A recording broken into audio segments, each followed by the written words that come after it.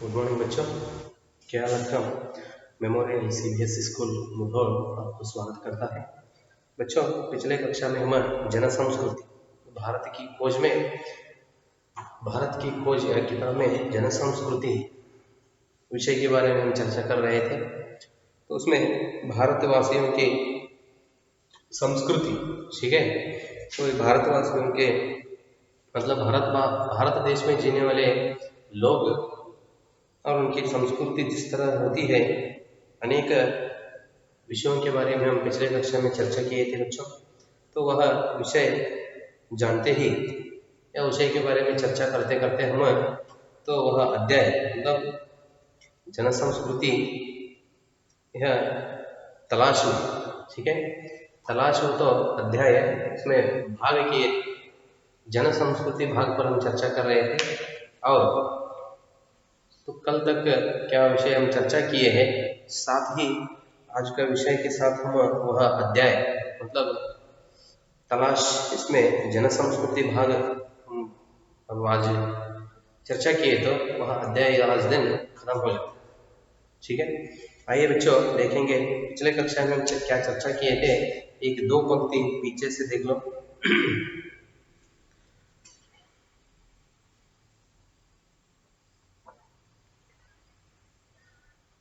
यदि मेरे मन में लिखित इतिहास और लगभग सुनिश्चित तथ्यों से निर्मित तस्वीरों का भंडार था, तो मैंने महसूस किया कि अनपढ़ किसान के मन में भी उसका अपना तस्वीरों का भंडार है। सुनिश्चित मतलब निश्चय किया हुआ, तथ्यों मतलब सत्य, निश्चय किया हुआ सत्य से निर्मित अनेक तस्वीरों का भंडार। तस्वीर मतलब इमेज, फोटो बोलते ना, वही भंडार मतलब तो उससे भरा हुआ, विषयों से भरा हुआ मतलब तस्वीर का भंडार था। तो मैंने महसूस किया कि अनपढ़ किसान के मन में भी, अनपढ़ मतलब अनएजुकेटेड, अनपढ़ किसान के मन में भी उसका अपना तस्वीरों का भंडार है। यह बात अलग है कि उसका स्रोत पुराकथाएं एवं परंपरा और महाकाव्य के नायक नायिकाएं ही अधिक थी और इतिहास बहुत कम। जिस तरह मेरे मन में अनेक निश्चय किए हुए सत्यों के तस्वीर का भंडार था, तो उसी तरह, ठीक है, अनपढ़ किसान के मन में भी उनका अपना तस्वीरों का भंडार था। नेहरू जी कहते, जिस तरह मेरा मन निश्चित किया हुआ अनेक सत्यों से भरा हुआ तस्वीर से मेरा मन भरा था या मन में भंडार था, उसी तरह अनपढ़ किसानों के मन में भी, अनएजुकेटेड अनपढ़ किसानों के मन में भी उसका अपना तस्वीरों का भंडार है। यह बात अलग है, तो इसके अलावा अलग है कि उसका स्रोत पुराकथाएं एवं परंपरा, पुराकथाएं मतलब रूढ़ियां बोलते ना, संप्रदायಗಳು, उसका स्रोत पुराकथाएं एवं परंपरा और महाकाव्य के नायक नायिकाएं ही अधिक थी और इतिहास बहुत कम। तो उनके मन में इस तरह विषयों का भंडार था, तो इस पर भी वह बहुत स्पष्ट होता था। मैं उनके चेहरे, उनके आकार और उनकी चाल ढाल को ध्यान से देखता, नेहरू जी कहते हैं। तो उन लोगों को मैं इस तरह देखता था, कैसा? उनके चेहरा मतलब फेस, मुख, चेहरे, उनके आकार और उनकी चाल ढाल को ध्यान से देखता। चाल ढाल मतलब उनका स्वभाव, जीवन चलाने की वह तरीका, ढंग या पद्धति, चाल ढाल को ध्यान से देखता। उनके बीच बहुत से संवेदनशील चेहरे, संवेदनशील मतलब उनके बीच बहुत संवेदनशील मतलब सूक्ष्म,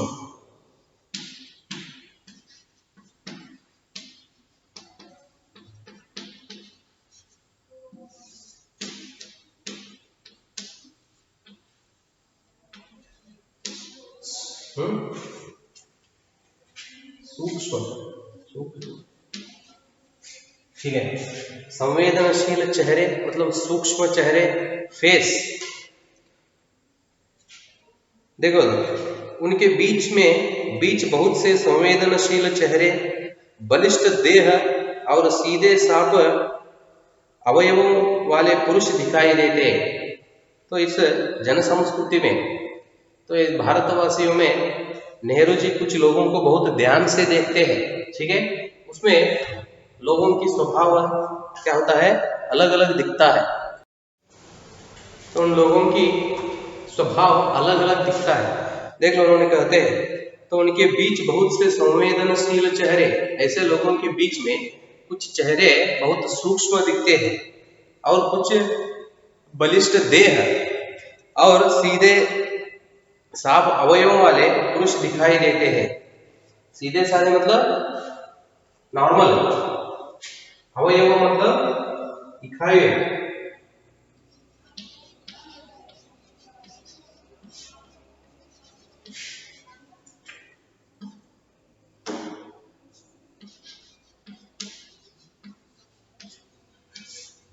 दिखाई भाग बोलते ना, घटकಗಳು, बिड़ी भागಗಳು, अवयव। सीधे साफ अवयवों वाले पुरुष दिखाई देते। महिलाओं में लावण्य, ये पुरुषों के बारे में कहते हैं उन्होंने। ठीक है, तो जो लोगों को इन्होंने देखते हैं, तो इस धरती पर इन लोगों को उन्होंने देखते हैं, लोगों के स्वभाव इस तरह दिखता है नेहरू जी को। पुरुषों के स्वभाव कैसे थे, देखो संवेदनशील चेहरे, बलिष्ठ देह और सीधे साफ अवयवों वाले पुरुष दिखाई देते। तो ठीक है, ये पुरुषों के स्वभाव हुआ। और महिलाओं में लावण्य, नम्रता, गरिमा और संतुलन के साथ साथ एक ऐसा चेहरा जो अवसाद से भरा हुआ था। देखो लावण्य मतलब लावण्य, लालित्य। ठीक है, लावण्य मतलब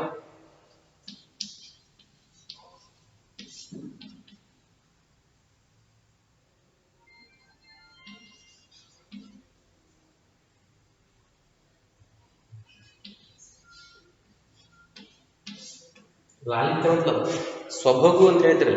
स्वभगु कन्नड़ में स्वभगु, लालित्य, लावण्य, नम्रता और गरिमा मतलब गौरव।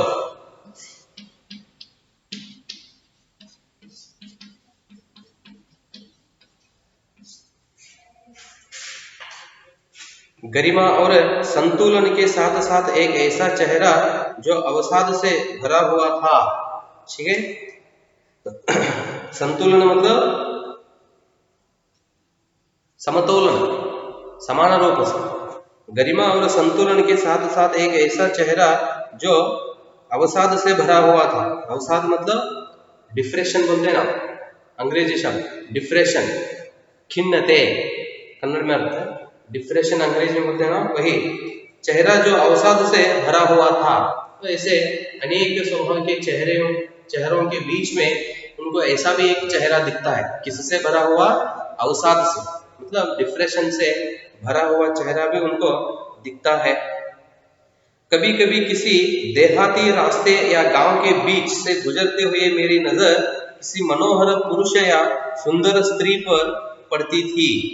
देखो कभी कभी किसी देहाती मतलब ग्रामीण, गांव के रास्ते होते हैं ना,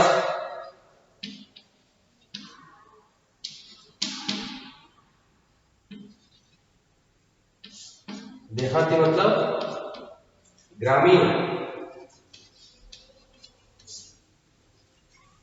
मतलब गांव के रास्ते।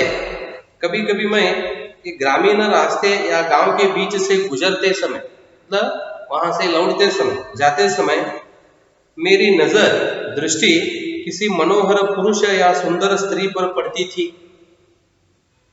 तो मैं विस्मय विमुग्ध हो जाता था। तो उस समय मैं बहुत आश्चर्य हो जाता था। नेहरू जी कहते वे मुझे पुराने भित्ति चित्रों की याद दिला देते थे। ठीक है, तो देखो इधर उन्होंने तो ग्रामीण रास्ते पे जाते समय, गुजरते समय मेरी नजर, मतलब उनकी नजर, नेहरू जी की नजर किसी मनोहर पुरुष या सुंदर स्त्री पर पड़ती थी तो मैं विस्मय विमुग्ध हो जाता था। तो उस समय उन्होंने बहुत आश्चर्य हो जाते थे, क्योंकि वे मुझे पुराने भित्ति चित्रों, उनसे नेहरू जी यह समझते थे कि, या नेहरू जी को उनको देखते ही यह महसूस होता था कि वे मुझे पुराने भित्ति चित्रों की याद दिला देते थे। भित्ति चित्रों मतलब दीवार से चिपकाए हुए चित्र, भित्ति चित्र, ಗೋಡೆ ಗಂಟೆ चित्रಗಳು, भित्ति चित्रಗಳು ಅಂತ ಹೇಳ್ತಾರೆ।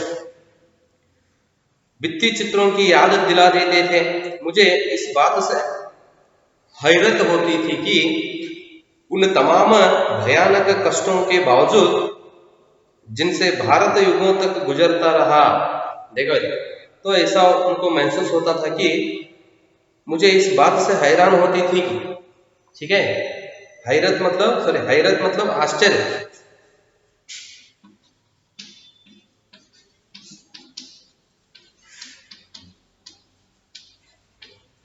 नेहरू जी को ऐसा एक बात से उन्होंने आश्चर्य होता, तो क्या विषय है, उन तमाम भयानक कष्टों के, तमाम मतलब पूरा, ठीक है, तो उन पूरा भयानक कष्टों के बावजूद, तो इतना भयानक कष्टों के बावजूद मतलब इसके अलावा, ठीक है, जिनसे भारत युगों तक गुजरता रहा, तो ऐसे लोगों से या कष्ट उन्होंने भोगते हुए, ठीक है, कष्ट को सहन करते हुए भारत क्या हुआ, अनेक युगों तक गुजरता हुआ।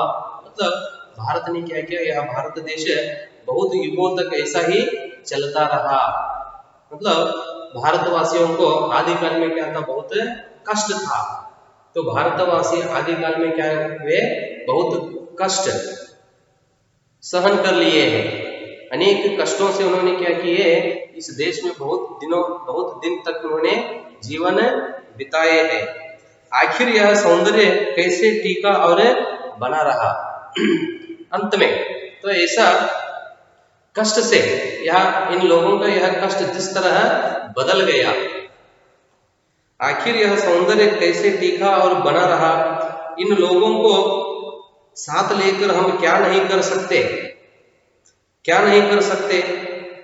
बशर्ते इनके हालत बेहतर हो और इनके पास कुछ करने के ज्यादा अवसर हो।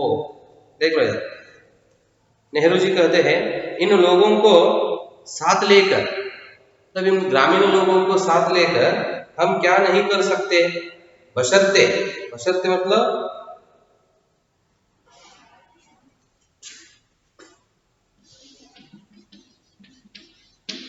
बशर्त मतलब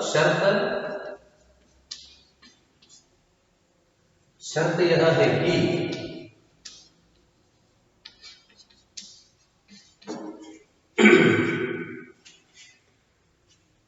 क्या नहीं कर सकते, शर्त यह है कि इनके हालत बेहतर हो, बेहतर मतलब व्यर्थ, ठीक है, कि हालत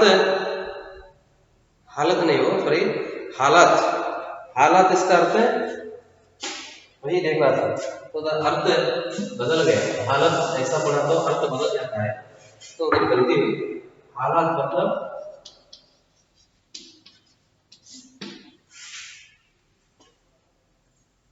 हालात बेहतर मतलब परिस्थिति,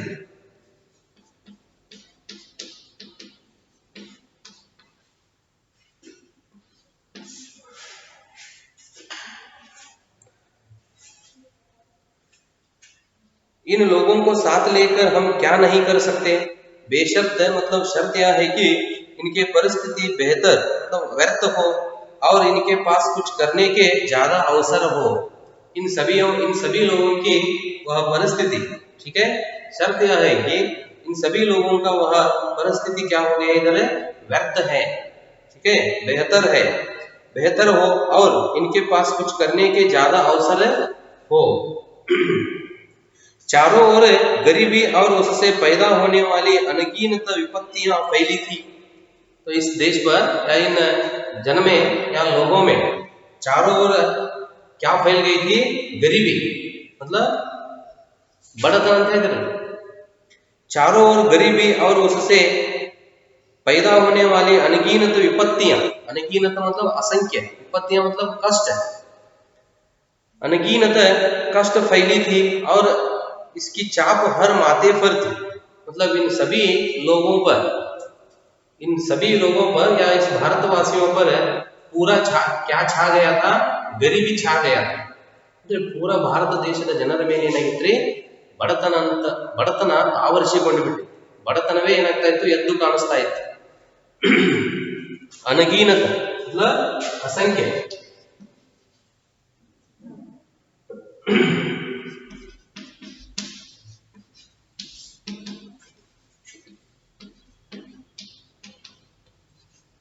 ಅನಗೀನತ ಅಂದ್ರೆ ಅಸಂಖ್ಯ, ವಿಪತ್ತಿ ಕಷ್ಟ.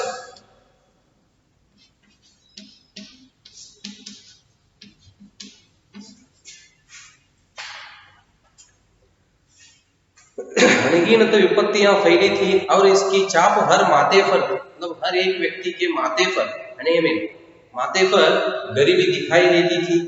जिंदगी को कुचल कर विकृत और भयंकर रूप दे दिया गया था।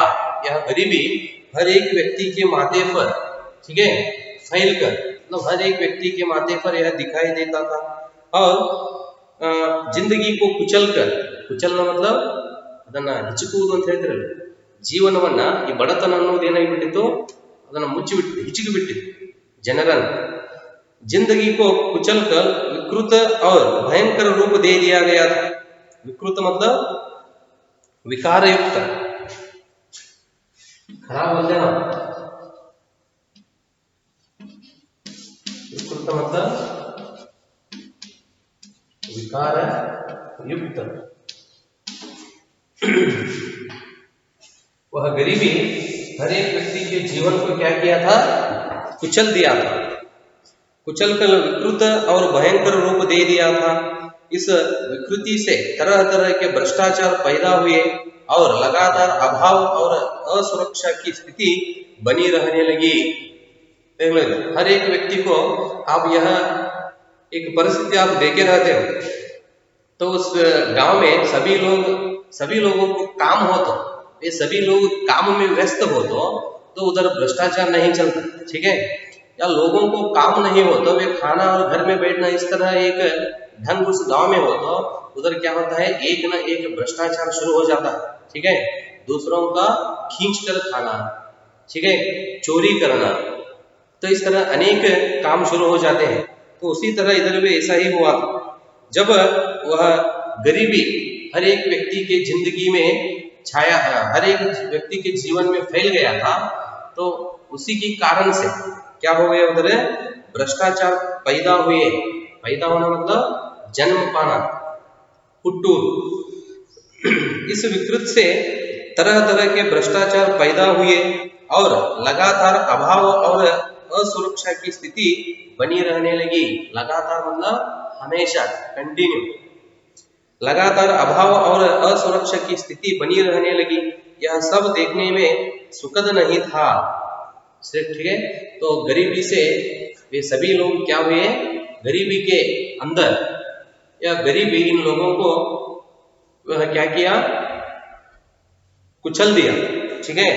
और लोगों की हालत देखने के लिए सुखद नहीं था, वह अच्छा नहीं था। उस तरह, इसी तरह लोगों का हालत क्या हो गया? बदल गया। पर भारत की असलियत यही थी, असलियत मतलब सत्य। पर भारत की असलियत यह थी, स्थितियों को समर्पित भाव से स्वीकार करने की प्रवृत्ति प्रबल थी। तो ऐसा एक हालत बहुत खराब था इनका, इन भारतवासियों का। फिर भी इन लोगों में क्या था? कोई भी वह परिस्थिति हो, उसे स्वीकार करने की शक्ति भारतवासियों में था। नेहरू जी कहते हैं, देखो, स्थितियों को समर्पित भाव से, कैसी भी हो, मतलब वो गरीबी का हो, कष्ट का हो या सुखद का हो, ठीक है, तो कैसी भी परिस्थितियां हो, उनको परिस्थितियों को समर्पित भाव से, मतलब एक स्वीकार भाव से, स्वागत भाव से स्वीकार करने की प्रवृत्ति प्रबल थी, मतलब ज्यादा थी। पर साथ ही एक प्रकार की नम्रता और बलमनसाहत थी जो हजारों वर्ष की सांस्कृतिक विरासत की देन थी। बलमनसाहत मतलब सौम्यते बोलते ना, अच्छे स्वभाव, सौम्यते अच्छा स्वभाव, ठीक है। प्रबल थी पर साथ ही एक प्रकार की नम्रता, नम्रता और बलमनसाहत थी जो हजारों वर्ष की सांस्कृतिक विरासत की देन थी। ये दो गुण भारतवासियों में क्या था, वो हजारों वर्ष की संस्कृति की एक देन थी। देन मतलब गिफ्ट, गिफ्ट थी जिसे बड़े से बड़ा दुर्भाग्य भी नहीं मिटा पाया था। तो ये क्या लोगों में ये दो अच्छे गुण थे। ये गुण क्या, ये गुण भारतीयों को हजारों वर्ष की संस्कृति का एक देन था। मतलब संस्कृति ये दोनों गुण लोगों को देन दिया था, मतलब गिफ्ट दिया था। उससे मतलब जिसे वे दोनों गुण से बड़ा दौर्भाग्य भी नहीं मिट पाया था, ठीक है। तो वे गुण भारतवासियों में बहुत प्रबल स्थापित किया। तो कैसी भी एक स्थिति हो या कौन सा भी एक कष्ट हो, भारतवासियों को वह स्वीकार करने का शक्ति था।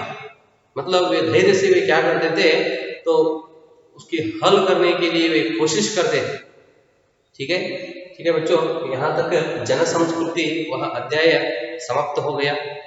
तो इससे हम समझ लेते हैं कि तो भारतवासी तो आदिकाल में, ठीक है, आदिकाल में मतलब स्वतंत्र से पहले भारतवासियों का हालत कैसा था, वो जिस तरह बदल गया, और भारतवासियों में संस्कृति जिस तरह था, यह सब विषय हम तो जन संस्कृति इस अध्याय से हमें जानकारी मिला है। तो आगे का विषय क्या है तो अगले कक्षा में देखेंगे बच्चों। धन्यवाद।